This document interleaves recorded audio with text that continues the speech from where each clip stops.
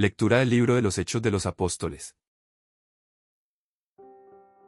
Como el paralítico curado por Pedro y Juan no se les despegaba, todo el pueblo, asombrado, corrió hacia ellos al pórtico de Salomón. Al ver a la muchedumbre, Pedro les dirigió la palabra. Israelitas, ¿por qué les causa admiración esto y por qué nos miran de ese modo, como si por nuestro poder o nuestra virtud hubiéramos hecho andar a este hombre? El Dios de Abraham, de Isaac y de Jacob, el Dios de nuestros padres, ha glorificado a su siervo Jesús, a quien ustedes entregaron a Pilato, y a quien rechazaron en su presencia, cuando él ya había decidido ponerlo en libertad. Rechazaron al santo, al justo, y pidieron el indulto de un asesino, han dado muerte al autor de la vida, pero Dios lo resucitó de entre los muertos y de ello nosotros somos testigos. El nombre de Jesús y la fe en él es lo que ha robustecido los miembros de este hombre al que están viendo y todos conocen. Esta fe es la que le ha restituido completamente la salud, como pueden observar. Ahora bien, hermanos, yo sé que ustedes han obrado por ignorancia, de la misma manera que sus jefes, pero Dios cumplió así lo que había predicho por boca de los profetas, que su Mesías tenía que padecer. Por lo tanto, arrepiéntanse y conviértanse, para que se les perdonen sus pecados y el Señor les mande el tiempo de la consolación y les envíe de nuevo a Jesús, el Mesías que les estaba destinado, aunque él tiene que quedarse en el cielo hasta la restauración universal, de la que habló Dios por boca de su profeta desde muy antiguo. En efecto, Moisés dijo, el Señor Dios hará surgir de entre sus hermanos un profeta como yo. Escuchen todo cuanto les diga, quien no escuche al profeta, será expulsado del pueblo. Todos los profetas, a partir de Samuel, anunciaron igualmente estos días. Ustedes son herederos de los profetas y beneficiarios de la alianza que Dios hizo con sus padres, cuando le dijo a Abraham, tu descendencia será fuente de bendición para toda la humanidad. Para ustedes, en primer lugar, ha resucitado Dios a su siervo y lo ha enviado para bendecirlos y ayudarlos a que cada uno se aparte de sus iniquidades. Lectura del Santo Evangelio según San Lucas. Cuando los dos discípulos regresaron de Emaús y llegaron al sitio donde estaban reunidos los apóstoles, les contaron lo que les había pasado en el camino y cómo habían reconocido a Jesús al partir el pan. Mientras hablaban de esas cosas, se presentó Jesús en medio de ellos y les dijo, la paz esté con ustedes. Ellos, desconcertados y llenos de temor, creían ver un fantasma. Pero él les dijo, no teman, soy yo. ¿Por qué se espantan? Porque surgen dudas en su interior. Miren mis manos y mis pies. Soy yo en persona. Tóquenme y convénzanse, un fantasma no tiene ni carne ni huesos, como ven que tengo yo. Y les mostró las manos y los pies.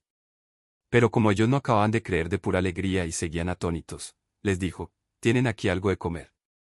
Le ofrecieron un trozo de pescado asado, él lo tomó y se puso a comer delante de ellos. Después les dijo, lo que ha sucedido es aquello de que les hablaba yo, cuando aún estaba con ustedes, que tenía que cumplirse todo lo que estaba escrito de mí en la ley de Moisés, en los profetas y en los salmos. Entonces les abrió el entendimiento para que comprendieran las escrituras y les dijo, está escrito que el Mesías tenía que padecer y había de resucitar de entre los muertos al tercer día, y que en su nombre se había de predicar a todas las naciones, comenzando por Jerusalén, la necesidad de volverse a Dios para el perdón de los pecados. Ustedes son testigos de esto. En este día la palabra de Dios nos presenta el segundo discurso de Pedro después de la curación del paralítico en la puerta hermosa del templo. Es una ocasión solemne, el pueblo se ha congregado, asombrado por el milagro. Y Pedro aprovecha la oportunidad para predicar, no para gloriarse, sino para señalar al verdadero autor de la curación. Es un discurso que nos habla de la identidad de Jesús, de la responsabilidad humana, de la misericordia de Dios, y de la urgencia de la conversión. Pedro comienza corrigiendo una posible interpretación errónea. La gente lo miraba a él y a Juan como si ellos hubieran realizado el milagro por su propio poder o virtud. Pedro rechaza rotundamente esta interpretación. No es por su poder, ni por su santidad. Es por el nombre de Jesús. La gloria no es para los apóstoles, sino para Dios. Y Pedro proclama el núcleo del mensaje cristiano. El Dios de Abraham, de Isaac y de Jacob, el Dios de nuestros padres, ha glorificado a su siervo Jesús. No es un Dios nuevo, sino el Dios de la historia de Israel, el que se reveló a los patriarcas, el que hizo la alianza. Ese Dios ha glorificado a Jesús. Pero la gloria de Jesús pasó por el rechazo.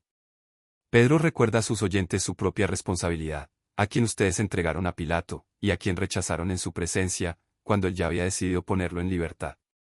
La culpa es real. Ellos prefirieron a un asesino antes que al justo.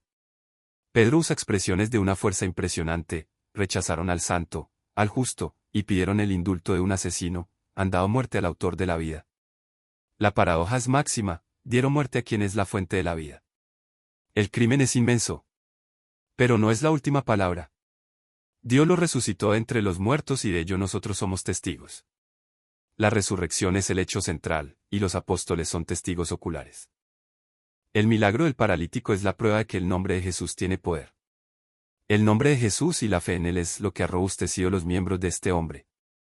No es magia, es fe. La fe en el nombre de Jesús, el resucitado, tiene poder para transformar la realidad. Pero Pedro no se queda en la denuncia. Reconoce la ignorancia de sus oyentes. Yo sé que ustedes han obrado por ignorancia, de la misma manera que sus jefes. No es una excusa que borre la culpa, pero abre la puerta a la misericordia. Y esa ignorancia no frustró el plan de Dios. Dios cumplió así lo que había predicho por boca de los profetas, que su Mesías tenía que padecer.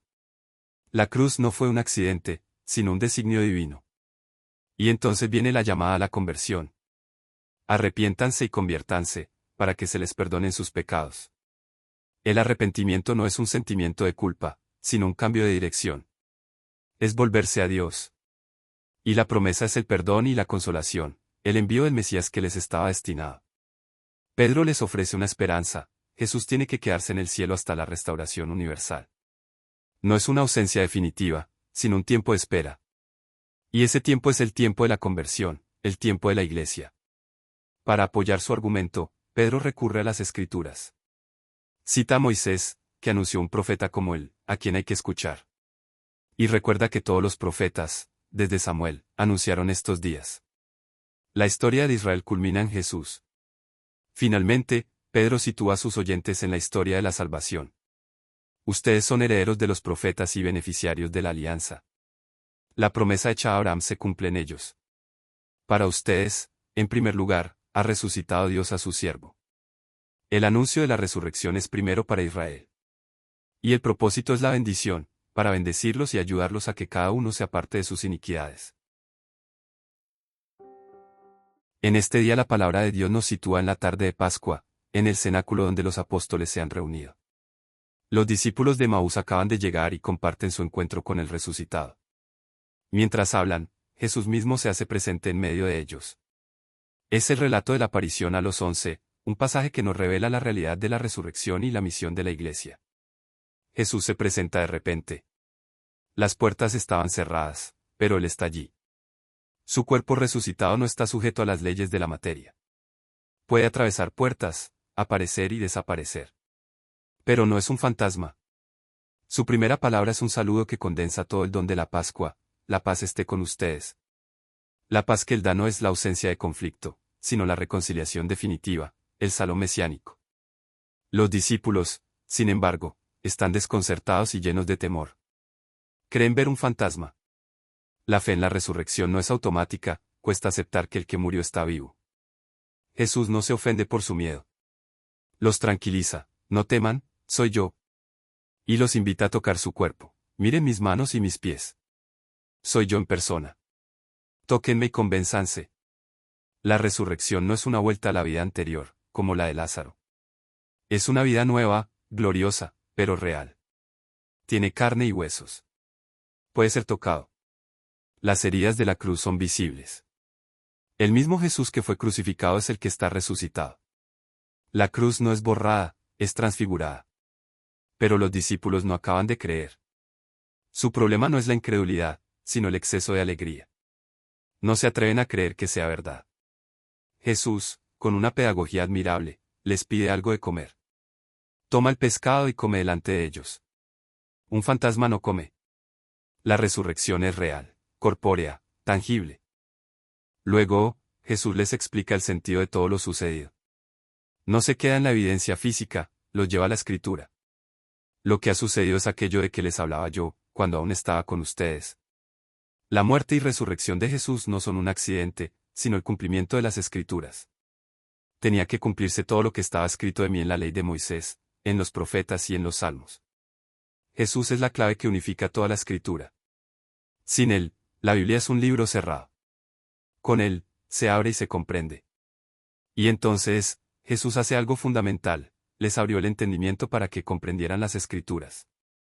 No basta con leer, se necesita que el resucitado abra nuestra mente. La fe es un don que nos permite entender el plan de Dios. Y el contenido de esa comprensión es claro. Está escrito que el Mesías tenía que padecer y había de resucitar de entre los muertos al tercer día. La cruz y la resurrección son el centro de la historia de la salvación. Pero la pasión y resurrección no son un fin en sí mismas. Tienen un propósito, que en su nombre se había de predicar a todas las naciones, comenzando por Jerusalén, la necesidad de volverse a Dios para el perdón de los pecados. La predicación de la conversión y el perdón es la misión de la Iglesia. No es un mensaje para unos pocos, sino para todas las naciones. Comienza en Jerusalén, pero se extiende hasta los confines de la tierra. Y Jesús concluye, ustedes son testigos de esto. No son simplemente creyentes, son testigos. Han visto al resucitado, han tocado sus llagas, han comido con él. Su testimonio es la base de la fe de la Iglesia. Hermanos, este pasaje nos habla de la realidad de la resurrección. No es una leyenda, no es un mito, no es una proyección psicológica de los discípulos. Es un hecho real, atestiguado por testigos que estaban dispuestos a morir por su testimonio. Jesús resucitado no es un fantasma, es una persona con cuerpo glorificado, que come, que habla, que se deja tocar. Pero la resurrección no es solo un hecho del pasado, es una realidad presente que nos interpela. El mismo Jesús que se apareció a los discípulos se hace presente hoy en su palabra, en la Eucaristía, en la comunidad. Nos saluda con su paz, nos abre el entendimiento para comprender las Escrituras, nos envía a predicar la conversión y el perdón. La reacción de los discípulos, que no acaban de creer de pura alegría, es un reflejo de nuestra propia fe. A veces nos cuesta creer que la alegría sea verdadera, que el perdón sea real, que la vida sea más fuerte que la muerte. Pero Jesús está ahí, presente, ofreciéndonos su paz, invitándonos a tocar sus llagas, compartiendo su comida. La misión que Jesús confía a sus discípulos es también nuestra misión. Somos testigos de su resurrección. No porque lo hayamos visto con nuestros ojos, sino porque hemos experimentado su presencia viva en nuestra vida. Y estamos llamados a predicar a todas las naciones la necesidad de volverse a Dios para el perdón de los pecados. Que el Señor nos conceda la gracia de creer en su resurrección con la certeza de los apóstoles. Que nos abra el entendimiento para comprender las Escrituras. Que nos llene de su paz, la paz que el mundo no puede dar. Y que, como testigos suyos, anunciemos a todos la buena noticia de que Cristo ha muerto y ha resucitado, y que en su nombre se ofrece el perdón de los pecados y la vida eterna. Amén.